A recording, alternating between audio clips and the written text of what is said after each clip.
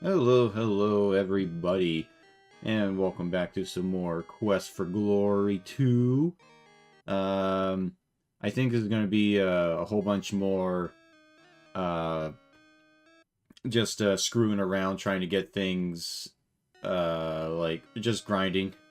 So, buckle your butts, because it's going to be exciting. Oh boy. Anyway, Not even a not even like a, we're gonna catch not even a single elemental oh, we in catch here. an elemental. I did skip ahead a little bit, but lots of grinding. Mm-hmm. Mm-hmm. On the bright side, we're almost maxed out agility from picking our nose, so that's good.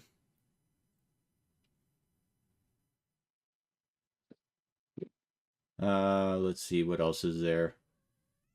Um, so I can't remember. Did we do a recording just after the holidays, like Christmas, or Yes. okay? So The there goes that. 27th. Yeah, that's what it was. Oh, yes, this is an important thing. Um, so when you see this, make a save because Uh, this is important if you want to make a if you want to get the paladin class. But there's unfortunately a glitch that happens. So what you need to do is uh, when they're doing their poetry, you can leave and then they'll once you leave the screen, they'll leave. But what happens is that they will leave behind a purse, and you need to pick up the purse and give it back to them. The problem is that they only sometimes drop the purse, so I don't know why it's an RNG thing instead of an always thing. But there you go. So just make a save just before uh, they appear.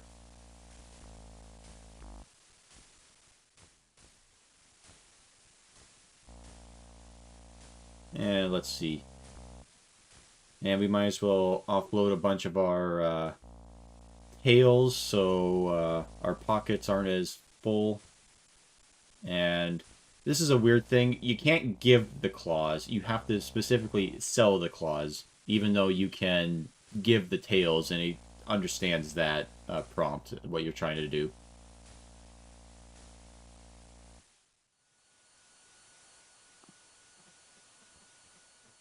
Any Yes. recent? Hmm? Can you think of any recent games that have this Arabian aesthetic?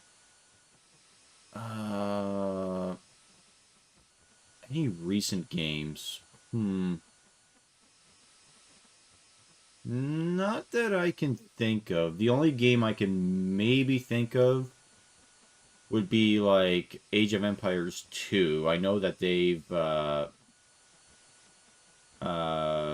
like there's like Arabian classes to play as.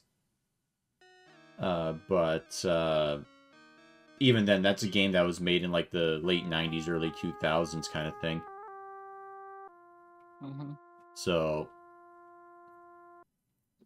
the only reason I mention it is A, because I've been playing a lot of it lately, but B, it's also still being updated.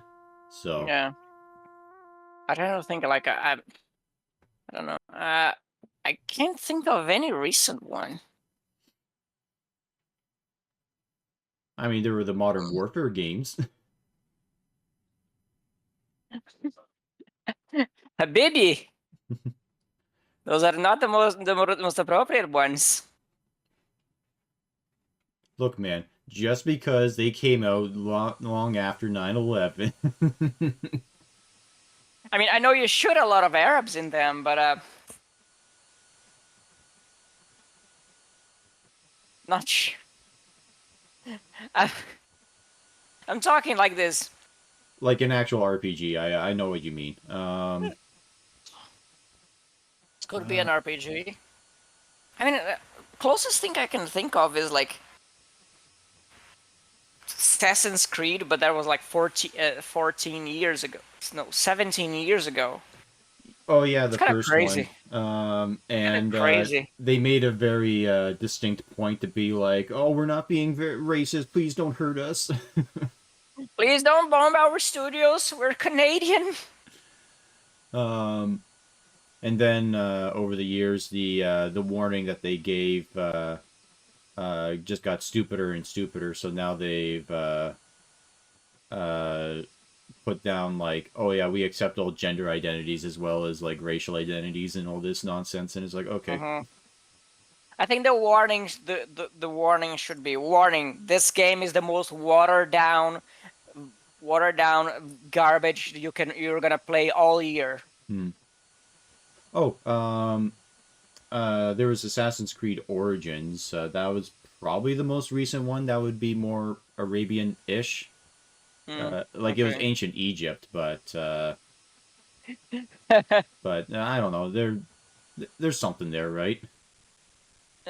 Perhaps I don't know. Yeah, another setting that doesn't get played much, doesn't get much action, and is like ancient Egypt. You don't get many settings like that. To be fair, it's possibly because a desert is not a very interesting place to set a game on. That is true, and that is evident by this game as well, since there's only like 5 points of interest in the desert, and Yeah. two of which are locked off as time sensitive. Anyway, so Hmm. this is what we needed. Uh, so before the purse wasn't there, I had to load a save. So now we take the purse, and it has some decent amount of money in there. Hmm. But we want to get those honor points and be a good boy, so we're gonna return it as soon as we find them. It's a really sad thing what happened to the Assassin's Creed series. I mean, I would argue that it was one of those series that was kind of like meh to begin with. I don't Uh, know, man. I really liked I played the first and second one, and they had a really strong atmosphere. They really made a point of like reproducing faithfully the places they were displaying. So, I mean, it had there were games that had strong identities. Now they are just open world. Like, what's the it's most the boiler? Ubisoft open world nonsense, Yeah, it's the most boilerplate generic open world garbage. which is sad because like Far Cry 3, that was a good game, and that's what started it all. So, Yeah,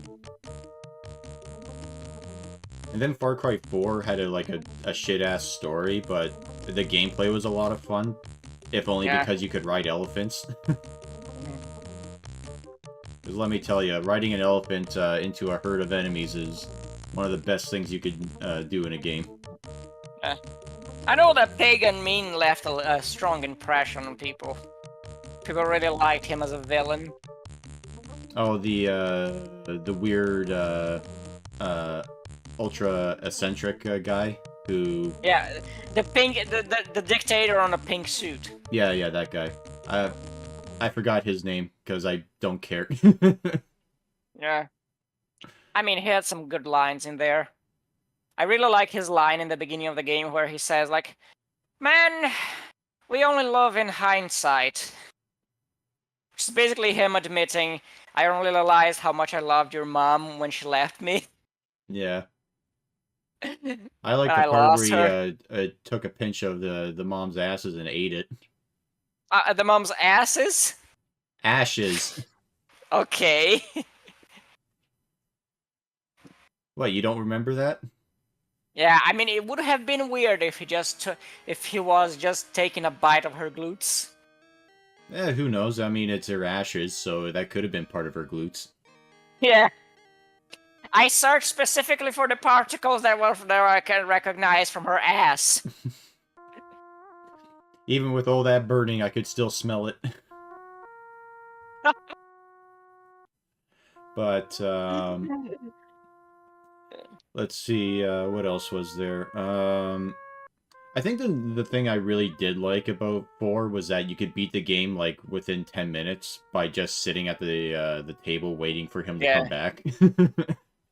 Big mistake from the developers to not have an option where not have a campaign for that, you know?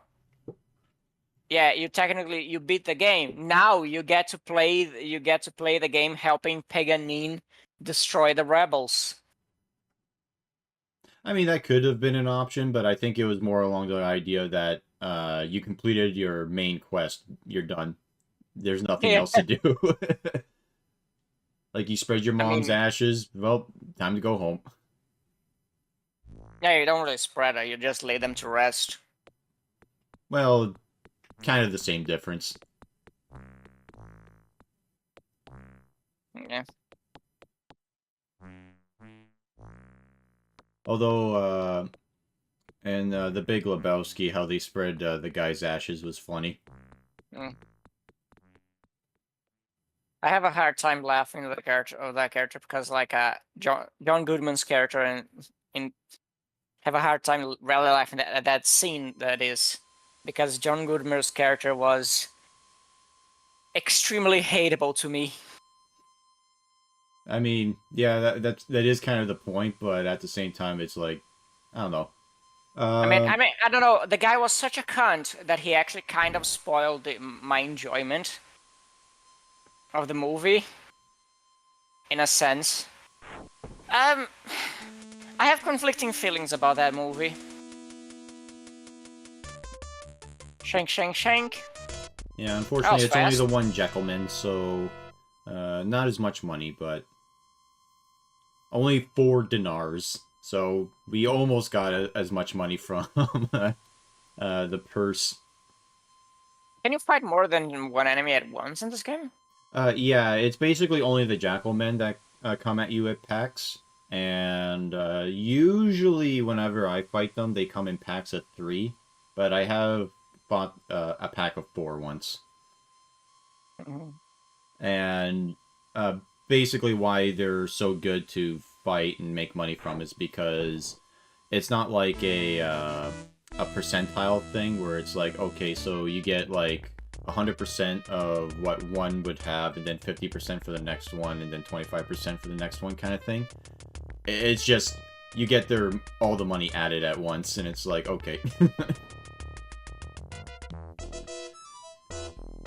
Yeah, and now we're truly a vicious force to be reckoned with, so we can just take on the Sauruses with ease.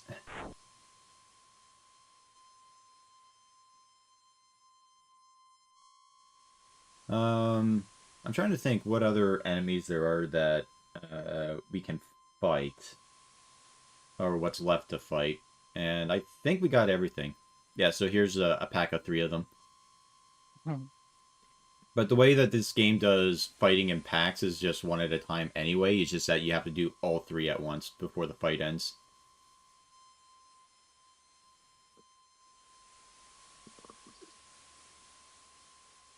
Is it like the thing that only one of them appears on screen, but you're actually fighting three? Kind of, yeah, like right here. So Ah, the okay. other 2 are just sort Oh, of in the back, cheering them on, they're there for moral support. basically. Yeah. So you're, yeah. So you only engage with one at a time. It's the thing. But if you were like really weak or didn't have very good endurance or what have you, then they would, even if they didn't get your health, they would definitely drain your stamina.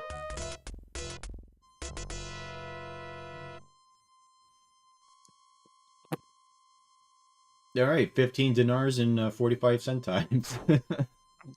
And this is how you make your fuck ton of money in this game. You just find Jekyllmen. What money do you need in this game? Um, that is one thing I will say that's a bit of a sad thing about Quest for Glory 2 onwards. Pretty much whatever money you start off with is all you need in the game. It's not until like Quest for Glory 5 where I found that, oh, I actually need money. Because not only is there like a quest reason for it, but a lot of the new equipment that you can get, like swords and stuff, cost a lot. Well, Um, it's also a bit of a shame too because Quest for Glory 4, um, I would say that that one was probably my favorite in the series so far. I've still yet to really play 5, but the one thing about 4 that really makes it like not like top tier for me is that the money management system is non-existent. Because all the money that you get in the game, you find in the first 2 screens of the game, and any other money that you get is just essentially just to pay for the hotel or rations, essentially, which is also really, really, really sad because um, uh, buying a place to stay in Quest for Glory 4, it's 15 cents for a week, and it comes with food as well.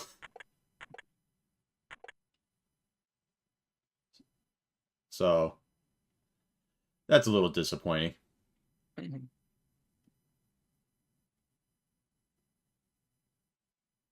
I was thinking I probably mentioned this before. I was commenting imagine let's say a game that is set in medieval England Hmm. and the currency is like realistic. So like so finding like £1 is like hitting jackpot. Like, Yeah, I think oh we've man, mentioned this a I few found times, but you yeah, showed me that list of like old-timey like medieval currencies for things, and like a chicken yeah, was 2 cents. yeah. No, like check like with 1 pence you with one penny you bought something like you bought 2 dozen eggs, and with like 10 pounds you could buy a horse, like a war horse actually, an armor like a set of armor, specifically like crafted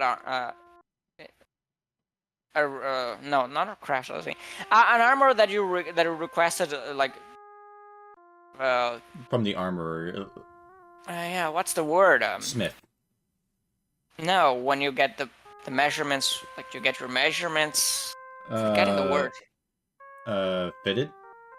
Yeah, uh, yeah. When you got a fitted armor for like request from it's something like £100, and £100 was a lot of money back in the day, Yeah.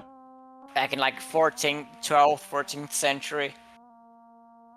It's kind of amazing when you look at that, like because like at that point in time, people live like the average worker lived with something like 1 or 2 pence a day. So it sounds crazy when you think like, oh, such and such profession would get something like £6 a year, and people don't have no frame of reference of how much the money actually meant back in the day. So it sounds so little. Yeah, and then you would get someone from their time and tell them about, oh yeah, you make like 15 pounds an hour working this minimum wage job, and they're like, holy shit, you would live like a king. And it's like, no, but a pound buys you like maybe a chocolate bar if you're lucky. Yeah, kind of like that. Like remember when we were watching Robin Hood and I saw like the £1,000 reward. Yeah. Imagine like you are a peasant in medieval Britain, let's say, and like, Oh, by the way, here's an air elemental. yeah, you're a peasant in medieval Britain, and you just receive as a as like a reward for something, you receive £1,000. Like, that is more money than you could ever make in your life. Mm-hmm.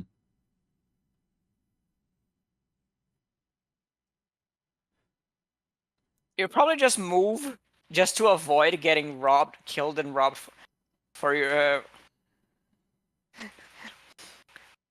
killed by someone trying to rob your money, because it'd be crazy money. Yeah. Um, So this is why we had to beat this guy in the arm wrestling match. We need his bellows.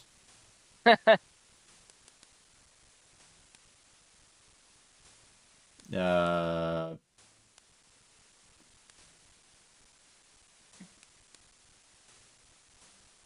yeah, I need your bellows. Fucking give it to me, you dick.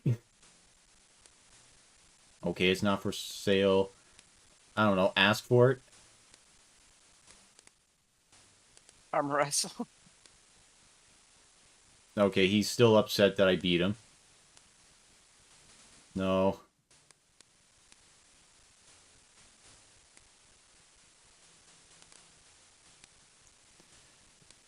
Come on, man. I just want your fucking bellows. Oh man.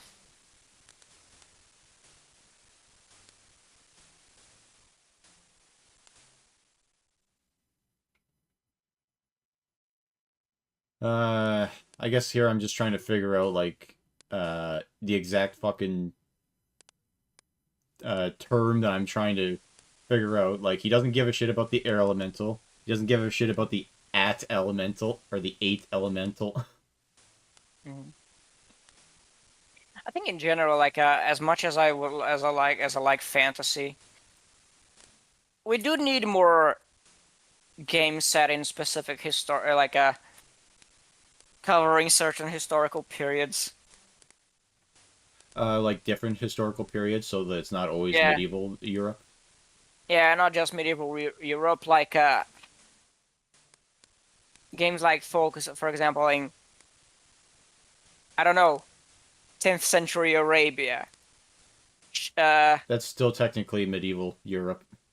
Or, Yeah, well, not really Europe, but you know what I mean. It's medieval times. yeah, or like say Tang Dynasty, some period of the Tang Dynasty, something that isn't Roman, something that isn't like Dynasty Warriors. I don't even know what period. I know it's supposed to be in the period of the Romance of the Three Kingdoms, but I don't know what historical period that book is about. That book is apparently like something 1,000 pages. Apparently, Oh man, that's like a tenth of the way to infinity, according to East Asian culture. yeah, it's really funny. Like I said, you get some of the you go look at some of the most classical books of of Chinese literature, and it's like 1,000, 2,000 pages. Like, wow, people back in the day had a lot of time in their hands, huh? Yeah. And then meanwhile, you look at Sun Tzu's The Art of War, and it's like 20 pages long, maybe. Yeah. um, the audiobook, I listened to it. It's like an hour long, and it does have really good advice in there as to like how to fight wars, Hmm. which you'd think that we'd still use, but no. If anything, we've forgotten it to the point where acknowledging that Sun Tzu wrote a book is considered stupid. Like that's how Oh, badly like our generals and world leaders fight wars. yeah. Oh my goodness. So I checked out first of all, I was searching for Romance of the Three Kingdoms on Amazon, and as I typed romance, the first recommendation was romance hot. Yeah, romance hot. Come on. Yeah. So I searched for Romance of the Three Kingdoms, and it got like I got a box. I found there's a box set here with I think 4 volumes, Mm. 2,300 pages. Oh, so here's something that we need for the air elemental. We do need dirt, and there's two ways you can get it. We can ask this plant or this flower merchant for some dirt, or we can go outside and scoop some sand. Mhm. I'm going with the more complicated method because uh, I don't know. I guess to raise my communication skill. But anyway, now it is time to capture this air elemental, and we do it by hucking globs of dirt into it and hope that it works. Romance of the Three Kingdoms, a 14th century historical novel attributed to Luo Guanzhong. It is set in the turbulent years towards the end of the Han Dynasty and the Three Kingdoms period of the Chinese history. Let's see, the end of the Han Dynasty. Also known as the Best Dynasty, next to the Uh-huh. Genghis one. I think the Genghis is that the Yuan Dynasty. The end of the Han Dynasty was the period of Chinese history from 189 to 220 to 220 Christian era, roughly coincided with the tumultuous reign of the Han Dynasty last ruler, Emperor Xiang. It was Xiang. It was followed by the Three Kingdoms era to uh to 20 to 80 Christian era.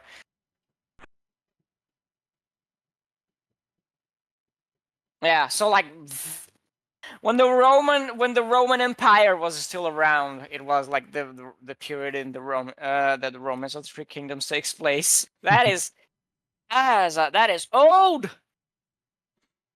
And then there is like a Journey to the West. Let's see, Journey to the West. It is 1800 pages long. That is massive. At least the book that they have here, like it's Well, to be fair, the Monkey King does a lot during that journey, so I can yeah, see it being 1800. that is massive.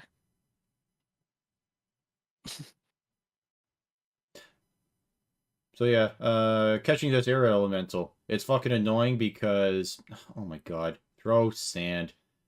Um, it's annoying because even if you throw the dirt directly into it, sometimes it just doesn't work. And what makes it that much more annoying is that the air elemental transitions between two screens, and even if you manage to follow him to the next screen, you have to wait for the animation to of you walking to the next screen to happen. And during that animation, he'll go to the next screen.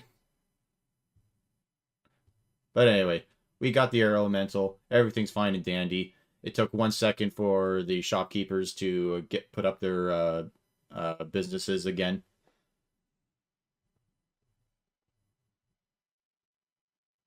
And I try to say you're welcome, but apparently welcome is not needed in this game. Feels bad. But I'd say that was a day well accomplished. Wouldn't you, Gok? I mean, it's 2 out of 4 already, so that's something. The Yuan dynasty was a Mongol-led imperial dynasty in China and a successor state to the Mongol Empire after its division. It was established after Kublai, the fifth Khagan emperor of the Mongol Empire from blah, and lasted from 1271 to 1368. So that was around the year 13th and 14th century.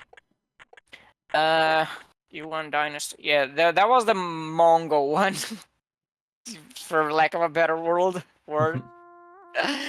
But yeah, um, Anyway, you ready for more furry bait? no. Alright, well good, because we're being nice to our friend. Oh.